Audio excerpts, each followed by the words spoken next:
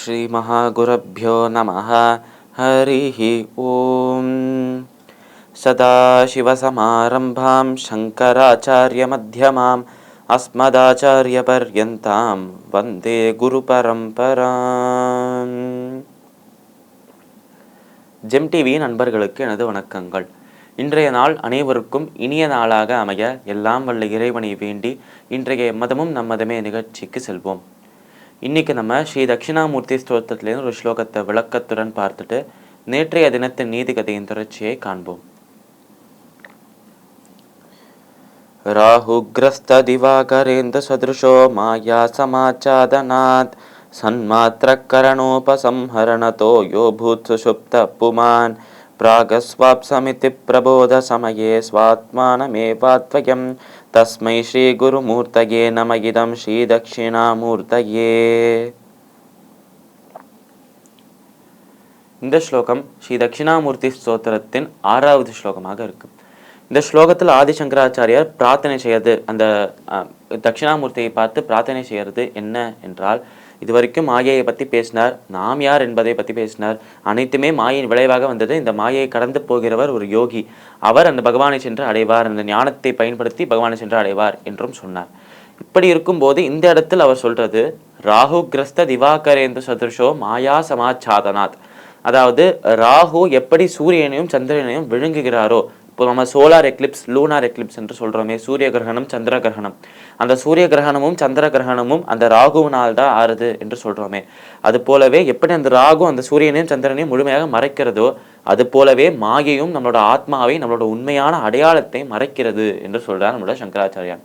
ராகு கிரஸ்த திவாகரேந்து சுர்துஷோ மாயா சமாச்சாதனாத் சன்மாத்திர கரணோபசம்ஹரணதோ யோபூத் சுஷுப்த புமான், அதாவது இந்த ஒரு மாயையானது நம்மளோட அடையாளத்தை, நம்மளோட ஞானத்தை, நம்மளோட ஆத்மாவை மறைக்கிறது என்று சொன்ன பிறகு, இப்படி ஞானத்தை மறைத்தால், ஆத்மாவை மறைத்தால் தான் அந்த அகங்காரம் என்பது நம்மளுக்கு வரும்.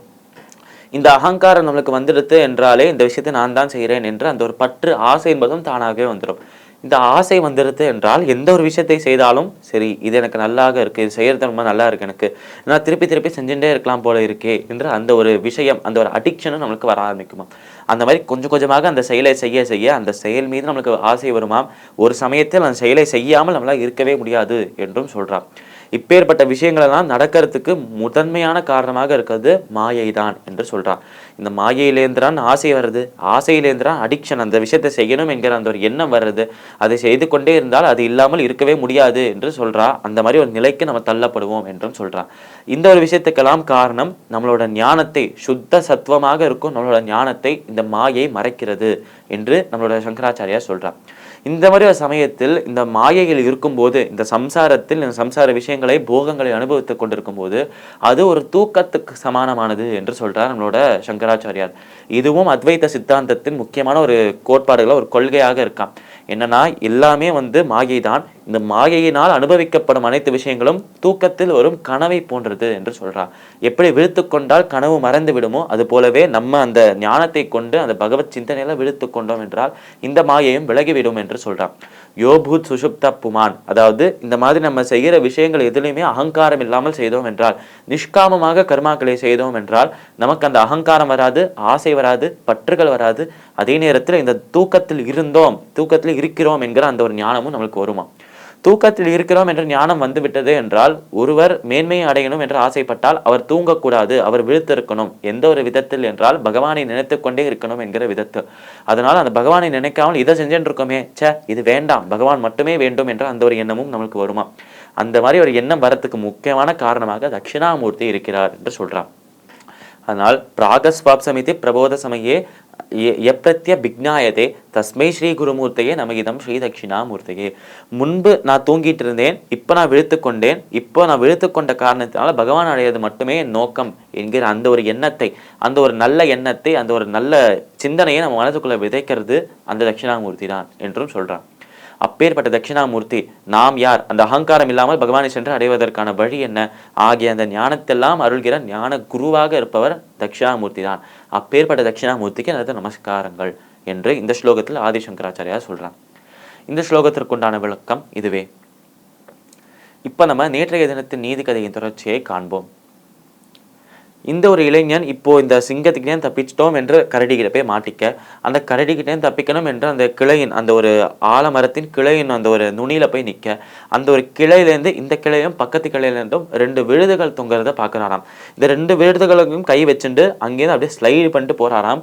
போயிட்டு அந்த மேலே இருக்கிற கரடிக்கும் கீழே இருக்கிற சிங்கத்துக்கும் எட்டாத ஒரு தூரத்துல நடுவுல நிற்கிறாராம் அந்த இடத்து.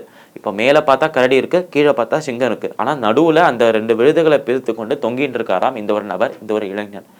இப்படி தொங்கிட்டு இருக்கும்போது உடனே கை வலிக்க ஆரம்பிக்கிறதாம் அவருக்கு. ஏன்னா இப்போ கை வலிக்கிறது என்று விட்டுட்டா கீழே சிங்கத்துக்கிட்ட மாட்டிக்கணும், கை வலிக்காம இருக்கணும் மேலே ஏறி நம்ம நின்னுக்கலாம் என்றால் கரடி கிட்ட மாட்டிக்கணும். அதனால 2 தப்பிக்கணும்னா இதை பிடிச்சுட்டு இருக்கணும். ஆனா பிடிச்சிட்டும் இருக்க முடியலையே, கை வலிக்கிறதே என்ற ஒரு எண்ணம் வரதுதான் இந்த ஒரு இளைஞனுக்கு. அந்த சமயத்தில் இங்கேயும் அங்கேயும் சுத்தி சுத்தி பாட்டு இருக்கும்போது மேல அந்த கரடி என்ன பண்றது என்று பார்க்கிறாராம்.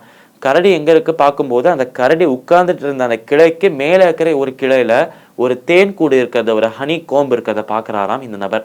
அந்த தேன் கூடு இருக்கிறத பார்த்த உடனேயே அங்க பல தேனீகள் வரதாம். தேனீக்கள் எல்லாம் வந்துட்டு அந்த தேன் கூடுக்குள்ள தேனை சேர்த்து வச்சிருக்கு, இனிமையான தேனை சேர்த்து வச்சிருக்கு என்று சொல்றான். அப்போ அந்த கரடி என்ன பண்றது என்றால் பசிக்கிறதே என்று சொல்லி தன்னோட கையால ஓங்கி அந்த தேன் கூட்டுல ஒரு ஹிட் விடுறதாம், ஒரு அடி அடிக்கிறதாம். அடிக்கும்போது அதுக்குள்ள இருக்கிற தேனெல்லாம் சொட்ட ஆரம்பிக்கிறதாம் கீழே. இந்த மாதிரி தேன் சொட்ட ஆரம்பிக்கிறத பார்த்த உடனே சந்தோஷப்படுறாராம் இந்த ஒரு இளைஞன். இவன் இந்த ஒரு தேன் சொட்டது என்று ஏன் சந்தோஷப்படுறான், இவன் அதுக்கு அப்புறம் செஞ்ச விஷயம் என்ன, இந்த கதை மேலும் முடி நகருது.